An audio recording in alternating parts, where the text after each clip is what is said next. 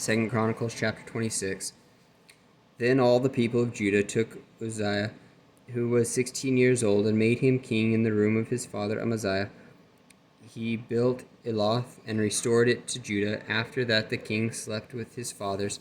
16 years old was Uzziah when he began to reign, and he reigned 52 years in Jerusalem. His mother's name also was Jecholiah of Jerusalem, and he did that which was right in the sight of the Lord, according to all that his father Amaziah did. And he sought God in the days of Zechariah, who had understanding in the visions of God, and as long as he sought the Lord, God made him to prosper. And he went forth and warred against the Philistines, and brake down the wall of Gath, and the wall of Jabneh, and the wall of Ashdod, and built cities about Ashdod and among the Philistines. And God helped him against the Philistines and against the Arabians that dwelt in Gerbal, and the Mehunims, and the Amorites gave gifts to Uzziah, and his name spread abroad even to the entering in of Egypt, for he strengthened himself exceedingly. Moreover, Uzziah built towers in Jerusalem, at the corner gate, and at the great valley gate, and at the turning of the wall, and fortified them. Also he built towers in the desert, and digged many wells, for he had much cattle, both in the low country and in the plains, husbandmen also, and vine dressers in the mountains and in Carmel, for he loved husbandry. Moreover, Uzziah had an host of fighting men that went out to war by bands, according to the number of their account, by the hand of Jeiel the scribe, and Maaser the ruler, under the hand of Hananiah, one of the king's captains. The whole number of the chief of the fathers of the mighty men of valor were 2,600, and under their hand was an army 300,000 and 700 and 5,500 that made war with mighty power to help the king against the enemy.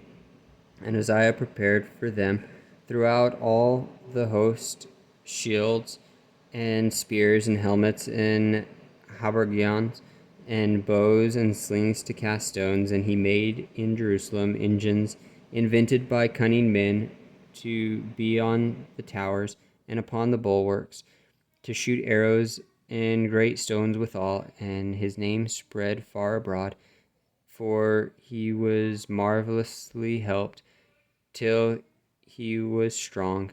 But when he was strong, his heart was lifted up to his destruction, for he transgressed against the Lord his God, and went into the temple of the Lord to burn incense upon the altar of incense. And Azariah the priest went in after him, and with him 80 priests of the Lord that were valiant men. And they withstood Uzziah the king, and said unto him, It appertaineth not unto thee, Uzziah, to burn incense unto the Lord, but to the priests, the sons of Aaron, that are consecrated to burn incense.